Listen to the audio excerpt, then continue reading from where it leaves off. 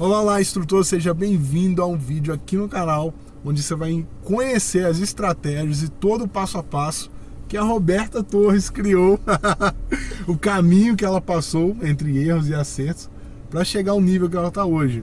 Assim, para mim, a Roberta Torres, quando você fala assim, aconteceu alguma coisa no trânsito em Minas Gerais, aí ela tá lá na TV dando entrevista lá. Como é que foi essa trajetória assim? Você começou na autoescola dando aula, não foi? Exatamente, na verdade até um pouquinho antes, mas primeiro eu quero agradecer o convite, dizer que eu estou muito honrada de estar aqui conversando com o Malbec, com vocês também, e foi na verdade meio que por um acaso, sabe? Eu sou formada em licenciatura em educação artística, tem nada a ver com trânsito, mas na época eu estava desempregada e sem grana, e aí uma hora eu fui numa amiga minha, que ela era cabeleireira, ela falou assim, puxa, estão precisando de uma professora lá na autoescola. E eu tava sem emprego, né? Eu falei, como é minha formação é em licenciatura, então eu já tinha costume de dar aula, tinha acabado de tirar a carteira, tava com tudo ali muito fresquinho na memória. E aí eu aceitei o desafio. Quando eu entrei a primeira vez na sala de aula, eu vou te falar, não foi fácil não foi, porque eu tinha o conhecimento do aluno que acabou de tirar a carteira. Não, eu tinha da didática, mas o conteúdo técnico, né, ou seja, o código de trânsito, tudo que a gente aprende no curso de instrutor, eu não tinha ainda, porque eu tinha acabado de tirar a carteira, então eu só tinha aquilo que eu aprendi como aluno. É como se fosse um aluno dos instrutores que estão, né, aqui nos assistindo, que acabou de tirar a carteira e vai para a sala de aula. Isso tem muitos anos, né? Não é como é hoje, então. Hoje tem algumas regras, tem que fazer o curso para instrutor, para depois você poder dar aula, você faz o estágio. Aí você entrou para a sala de aula e você gostou. Depois que você se acostumou. Então, eu brinco que trânsito é como uma cachaça, né? Para quem não sabe, eu sou mineira, cachaça mineira. Eu também sou mineira. Então, é muito gostosa, né? Bem conhecida, apesar de eu não beber. Mas eu me apaixonei pelo trânsito, porque a minha área é das artes, né? Educação artística, mas o magistério sempre esteve muito presente na minha vida, né? O lecionar. E a sala de aula de legislação, ela me deu condições de trazer toda a minha experiência do magistério, que naquela época era muito diferente. Então, quando eu entrei para a sala, nos primeiros dias, óbvio, eu passei uns apertos, né? Como todo mundo quando começa, mas eu comecei a implementar algumas coisas de didática, algumas metodologias, e isso fez muita diferença. Sabe o que a gente estava acostumado nas autoescolas? Só vídeo. A pessoa coloca um vídeo, foi assim quando você tirou a sua habilitação, colocava um vídeo e saía da sala, o instrutor sumia, quando estava dando um horário ele aparecia para poder dar pausa no vídeo. E o outro dia era dia de simulado, então assim, praticamente durante a semana eram 3 dias de aula e o resto, né, ou era o vídeo. Eu brinco que o Celso Mariano fez parte da formação de muitos, porque aqueles vídeos ainda eram em VHS que a gente passava, né, mas assim, aí eu fui implementando essas metodologias e foi funcionando. Então eu fazia coisa que não se fazia à época, que era índice de aprovação dos alunos, então colocava a listinha de todo mundo. Depois a gente fazia um bate-papo quando os alunos voltavam da prova e eram habilitados. E assim, não apenas o índice de aprovação melhorou muito na autoescola, como também a quantidade de alunos que tiravam 30, 29, que iam muito bem. Você usou as técnicas que você aprendeu na faculdade. Exatamente. Na faculdade, eu não posso falar muito aqui, né? Mas no antigo magistério, que eu sou da época ainda que tinha o magistério. E foi assim que... Quantos anos você acha que ela tem? Coloca nos comentários, só pra gente brincar. Vai chutando aí. E aí foi assim, meio que bem por um acaso, mas que foi algo que transformou minha vida. Aí depois você foi fazer os cursos, foi se profissionalizar mesmo, quando começou a vir as regras, né? Exatamente. Aí logo na sequência eu fui me formar, e aí lá foi assim que virou a chave mesmo, sabe? Porque quando você entrou no curso de formação de instrutor? Eu fiz o curso nos finais de semana, porque eu trabalhava durante a semana e estudava no sábado e no domingo. Aquele dia todo, né? Foram acho que 8 finais de semana, intensos.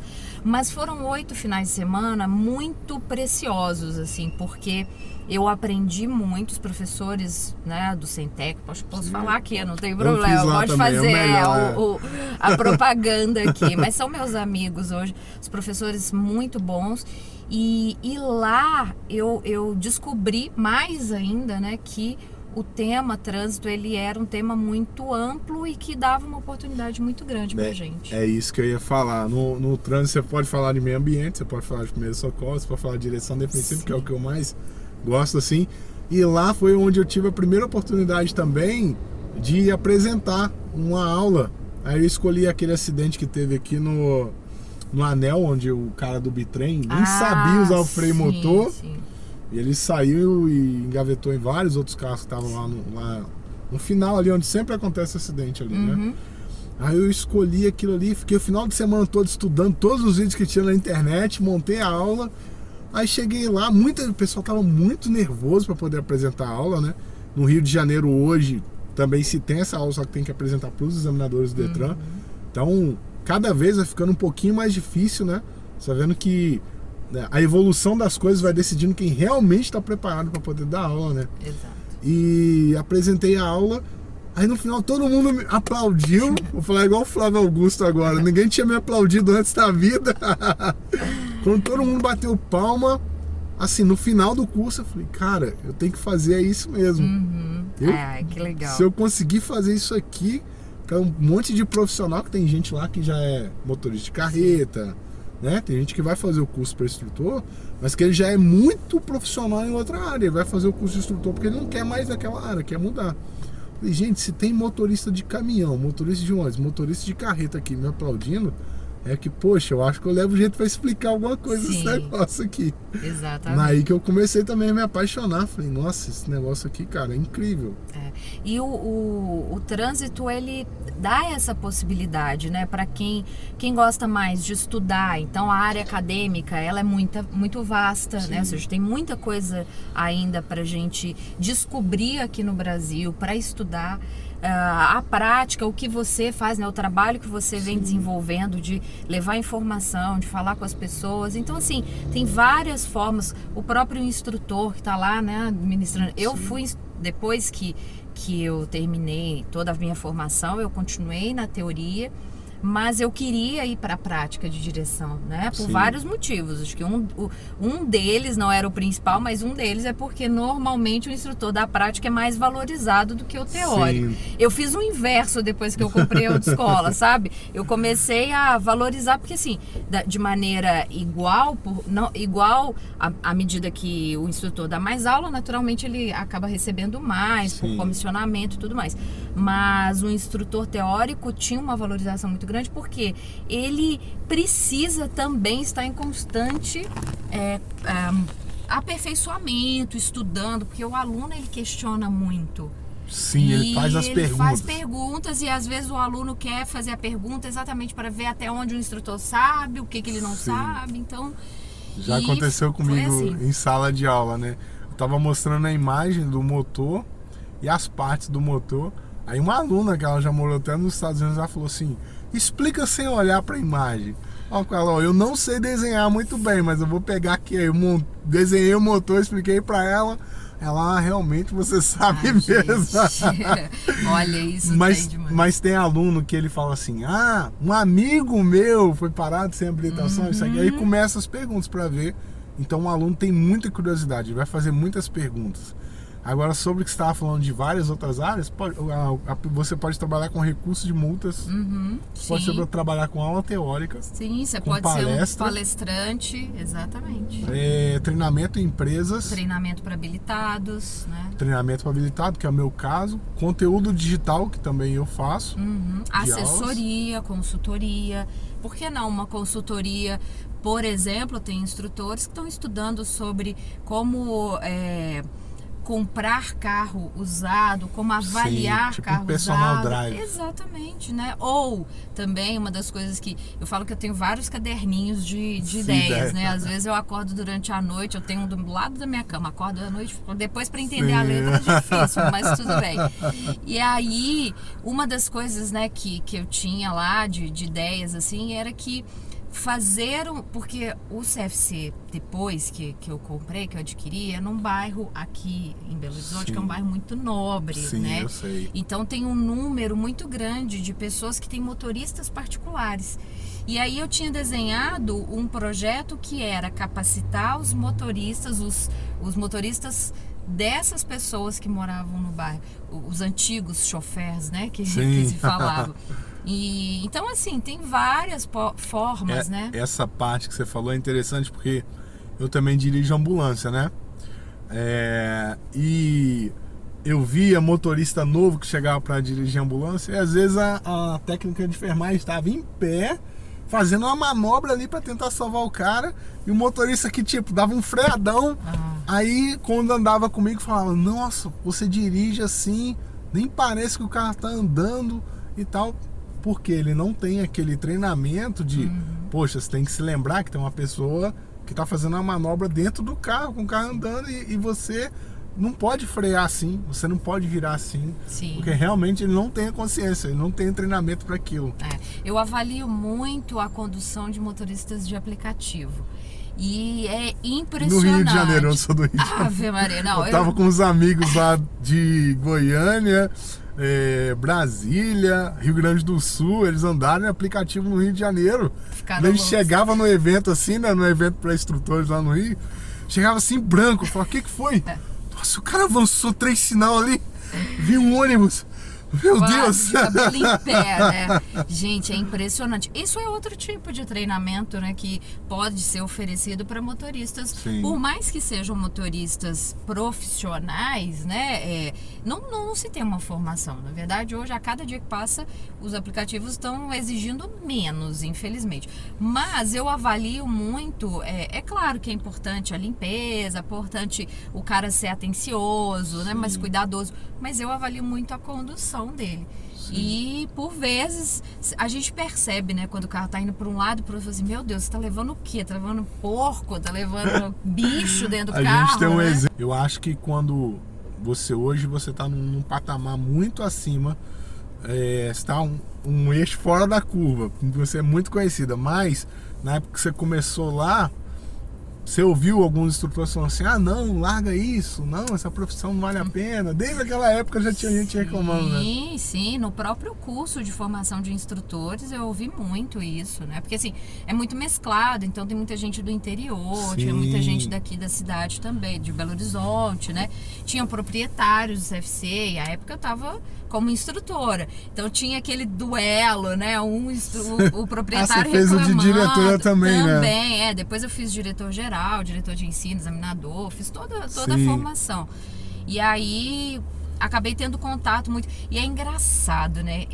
Às vezes eu fico analisando assim, fico pensando de onde surgiu todas essas vontades, né? Mas quando eu entrei no Centec e comecei a fazer as aulas e vi os professores, eu falava assim: caramba, que legal aquilo ali. Acho que eu quero dar aula nesse lugar. Aí, óbvio que não é só querer, eu quero fazer isso, eu quero fazer aquilo. Mas logo depois, né, eu comecei a estudar, fazer uns contatos, conversar com muitas pessoas, estar muito disponível também para eles, né, para poder ajudar. Tem um livro que eu gosto muito e eu sempre cito ele, que é o Como Fazer Amigos e Influenciar Pessoas. Sim. Que é do Dale Carnegie. Eu já li umas 3 vezes e sempre que preciso vou lá e todo podcast de renda financeira eles falam a frase desse livro. Foram 2, na verdade. Foi esse e o outro é o Nunca Almoce Sozinho. E esse eu não me lembro do autor, mas o do Nunca Almoce Sozinho, ele fala da importância do network, de você conversar com as pessoas e estar disponível para ajudá-las. Então eu sempre fui muito também obediente assim, às coisas que eu leio, né? E aí fui seguindo essas dicas. E nesse período, logo depois eu fui ministrar cursos lá no Centec. E em 2008, 2009 eu fui para pós-graduação, porque aí eu já queria me especializar ainda mais, eu via a necessidade, né, de estudar mais. E aí da mesma forma, eu cheguei lá, vi aquele monte de professor na pós, eu falei: eu quero dar aula ali. Também quero dar aula de pós-graduação. E aí estudei, para depois virar professora. E assim as coisas foram acontecendo, assim, de uma Não, maneira parece resumida. que ela falando assim, parece, nossa, eu acho que foi tudo em uma semana, não foi? Nada disso, já vai 20 anos aí. Aí, Eu tô viu? ajudando todo mundo a descobrir a idade, hein? E quando que começou você aparecer mais na televisão? Então, Assim, comigo já aconteceu uma vez, né? Uhum. Tinha um instrutor que sempre dava entrevista lá pra afiliada à Rede Globo, só que ele era candidato a vereador, então ele não podia sim. na entrevista. Aí ele me chamou, falou assim, cara, você pode falar, foi no fim da pandemia, volta das autoescolas. Aí falou, ó, o tema vai ser esse. Aí eu falei da entrevista e falei, ó, gente, chega 20 minutos antes, por quê? Cada aluno vai ter que colher digital e vai ter que higienizar as mãos com álcool em gel e tal. Então vai demorar muito. Então se você chegar em cima da aula, não tem como você assistir a aula. Porque vai atrasar, vai embolar uma aula em cima da outra. Aí eu vi a repercussão que tinha. Eu vi gente de outras cidades me mandando mensagem. Eu vi sua entrevista na Rede Globo e tal. É, muito legal, muito legal. E assim, eu acho que isso também veio muito das leituras. Eu gosto realmente de ler e eu falo que assim, não adianta só a gente ler, às vezes, um livro bacana, a não ser que seja um romance, assim, né? Mas você aplicar também, né? Que eu acho que a ação é que é diferente. E uma das coisas que eu sempre fiz no início, depois eu comprei a autoescola em 2005, uma loucura também, não tinha dinheiro, não tinha nada pra fazer isso, mas fui lá e arrisquei. E aí eu tinha um pouco essa ideia de que assim, é legal falar com os meios de comunicação. Então começou lá na autoescola, o que eu fazia? Sempre que tinha alguma situação de trânsito, eu escrevia, peguei na internet mesmo um modelinho de release e fazia um release e mandava para alguns e-mails, para alguns contatos que eu achei na internet, né? Inicialmente eu não tinha contato nenhum. Então eu jogava lá no Google, sei lá, contato da Globo. Óbvio que, sei lá quantos, perdi as contas de quantos e-mails que eu mandei que assim, ignoraram, né? Falaram, quem é essa pessoa? A gente nem conhece, enfim. Então foram muitas vezes, até que aconteceu uma vez. E aí outras pessoas, a visibilidade é muito grande. Sim, aí uma vez, só que aí tem um lance também. Você fez uma vez, normalmente alguém te liga. Na época não tinha WhatsApp, mas ligava, aí você atende bem, você é responsável com a entrevista, você é pontual. Chega no horário, porque o horário deles é bem restrito. Exatamente. Estuda a pauta, né, que eles colocam. E aí faz a entrevista, eles gostaram, muito provavelmente em algum outro momento vai. E aí você tem que deixar seu contato. Eu falava assim, ó, sempre que você precisar, me liga, que eu precisar falar de trânsito. E assim, uma foi puxando a outra, foi puxando, e hoje assim, eu bato papo com a galera, e eles me mandam, e tem alguns que agora com o WhatsApp facilitou muito, né, então tem alguns que eu, na verdade assim, todos que entram em contato comigo pela primeira vez, aí falam o nome, de onde eu anoto na minha agenda, fulano de tal lugar. Então a próxima vez que essa pessoa entra em contato comigo, eu já chamo ele pelo nome. Como fazer amigos e influenciar pessoas. Já chamo pelo nome, a pessoa já tem aquela referência e assim vai. E assim, aí tem época que tem muito pedido, tem época que às vezes não tem tanto. Porque você tá na rádio Itatiaia também. Sim. Aí eu vi uma história seu falando sobre o acidente, né? Às vezes você fala num termo específico, aconteceu um acidente, isso no anel rodoviário sempre acontece. Sim. Você estava falando também da volta dos ônibus por causa da pandemia, o pessoal sem máscara ou muito embolado dentro do ônibus, né? Tem umas coisas específicas ali. Eu vejo também que quando a gente dá entrevista na televisão, às vezes você tem que entrar numa pauta que outra pessoa não tem coragem de falar. Né? Sim. Que eu vejo que quando você falou do ônibus, eu lembro que deu uma repercussão assim enorme.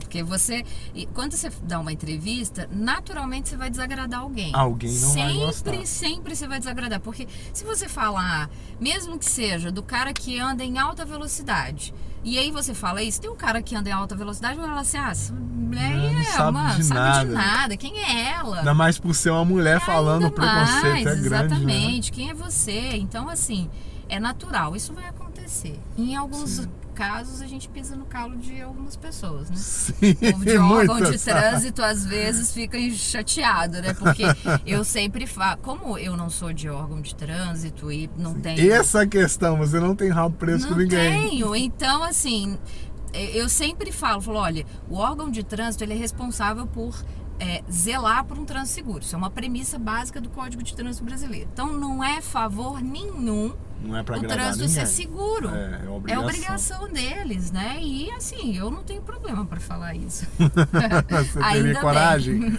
Coloca aí nos Pois comentários. É verdade. E o que você, pelo que você vê do trânsito, qual o futuro do trânsito no Brasil?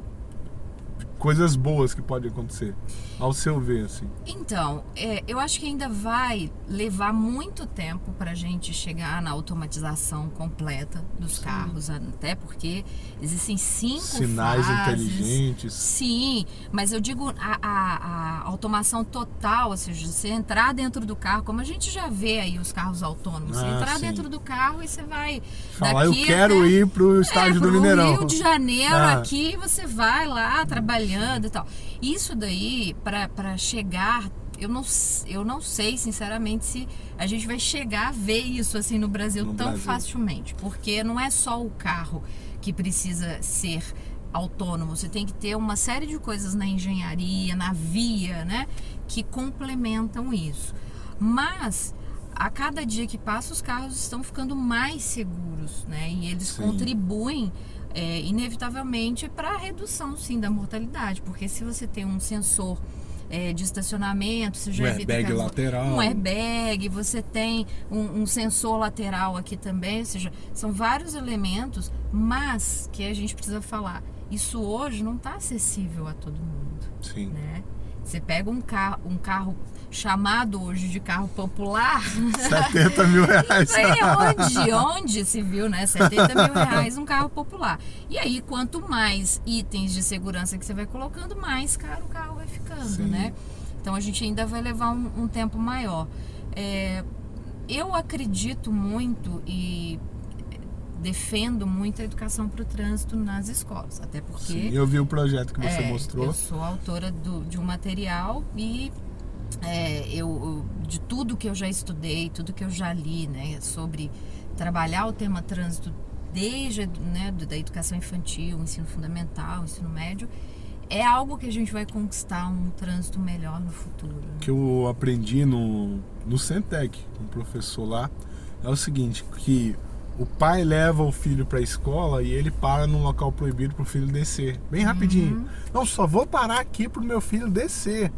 Só que o filho dele tem 5 anos, depois tem 10 anos, depois tem 15 anos, depois ele tem 18 anos e entra na autoescola. Quando o instrutor fala com ele, não, a gente não pode parar aqui, a gente tem que ir lá na frente parar lá, porque aqui é proibido. Ele, mas meu pai parava comigo na porta da autoescola. Ele passou 18 anos fazendo a coisa errada, como que em 20 aulas na autoescola práticas vai fazer ele fazer a coisa certa. Então a consciência vem do berço. Exatamente, aí até reforço, né? Quer dizer, o CFC tem ali 45 horas aula no curso teórico para fazer um convencimento de uma vida inteira. Então é um desafio muito grande e eu já pontuo quão importante isso, né? Dessa formação. Claro que a formação bem feita, bem estruturada, não é aquilo que a gente falou no início, né? Simplesmente jogada. Eu acho que tem muita coisa para acontecer ainda. A gente, depois da pandemia, viveu uma reviravolta, que muitas coisas mudaram. E hoje, com carro de aplicativo, muitas pessoas estão até parando de entrar na autoescola, com uma boa porcentagem dos jovens querem fazer outras coisas. Protelando, né? Ainda mais antigamente, né, os nossos pais, nossos avós faziam 18 anos, era a carta de alforria, né? Você vou fazer autoescola e pronto. 18 anos e 1 hora ia pra autoescola. Sim. E hoje não, as pessoas estão realmente deixando para depois. Até os próprios dados da Senatran, né, eles demonstram uma queda bem significativa. Então, eu acho que nós, como instrutores, como Centro de Formação de Condutores, a gente tem que repensar a nossa forma de atuação, porque, de fato, a renda, ela precisa vir de outros de outras fontes, de outros lados, né? E a gente falou Sim, aqui no início. várias oportunidades. Várias formas que o CFC pode, não tem problema nenhum. Por que o CFC não pode, ou o instrutor não pode ministrar uma palestra numa empresa? Lógico Sim, que pode. eu vejo alguns podcasts, eu vejo, já existe autoescola que abre sábado, domingo, existe autoescolas que dá treinamento pós a pessoa passar, que ela já paga um pacote de aula que inclui as aulas depois. Existe autoescola que o aluno paga e o treinamento dele cada dia é com um instrutor diferente, para ele aprender várias didáticas. Existe autoescola que paga um valor, que se ele reprovar quantas vezes for dentro de um ano, ele tem direito a fazer quantas provas ele quiser. Então existem várias maneiras, só que às vezes a pessoa fica focada em fazer de um jeito só. Ele não quer mudar. Se você mudar, ele fala, não, isso tá errado, não aceito. E a gente evolui muito e muito rápido, né? E a pandemia fez a gente evoluir, né? 5, Quem não 6 acompanhou. anos. Infelizmente, a gente ou acompanha ou tá fadado, né? A sair do mercado. Então tem que ficar esperto. Se você fosse dar uma dica para quem vai começar hoje, uma dica infalível assim, o que você poderia falar para poder... Essa pessoa que, quero fazer o curso de instrutor, que tem gente que está assistindo que está querendo fazer o curso. O que você pode falar para essa pessoa assim? Olha, não sei se uma dica, eu falo muito, você sabe. Professor não tem jeito, fala muito, né? Mas eu vejo, né, o quanto que os profissionais que são dedicados àquilo que eles fazem, né, e que têm paixão por aquilo que eles fazem, são os que se destacam. Então, para você se tornar um instrutor com um diferencial que todas as autoescolas te queiram e que você possa até escolher, né? Porque as pessoas reclamam da desvalorização e ela existe, mas não são todos os CFCs que desvalorizam, né, os seus instrutores. Então, por experiência própria, eu lembro que assim, a gente brincava, né? Eu fazia sempre um acompanhamento dos CFCs da cidade para ver se eu estava... Você estava no nível mais alto. No nível mais alto de remuneração mesmo dos instrutores, porque, na verdade, eu queria os melhores. Então, eu tinha condições de assim, bom, isso aqui é o que eu preciso para minha empresa. Você fazia aquela ancoragem, os instrutores melhores das outras autoescolas querendo trabalhar com você. Exatamente, ficar um desejo, né? Criar um desejo.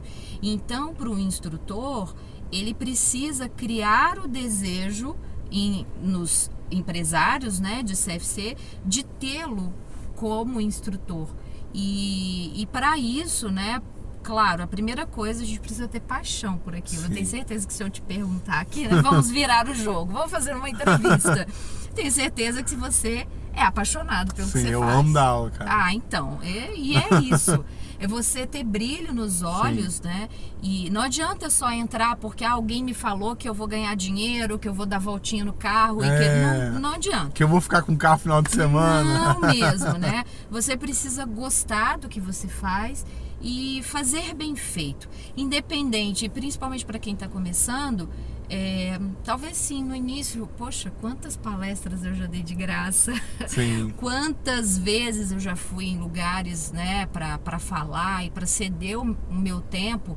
E aí, para você conhecer as pessoas certas. Sim, só que com isso eu fui ganhando experiência, eu fui aprendendo a falar melhor, a me comunicar melhor, e isso vai te fazendo um profissional diferenciado. Então invista em você, né? Sim. Para você assistir mais vídeos como esse, se inscreva no canal, ative o sininho. A rede social da Roberta eu vou deixar aqui na descrição, para você seguir lá. Obrigado demais. Por nada, eu que agradeço. Te vejo no próximo vídeo.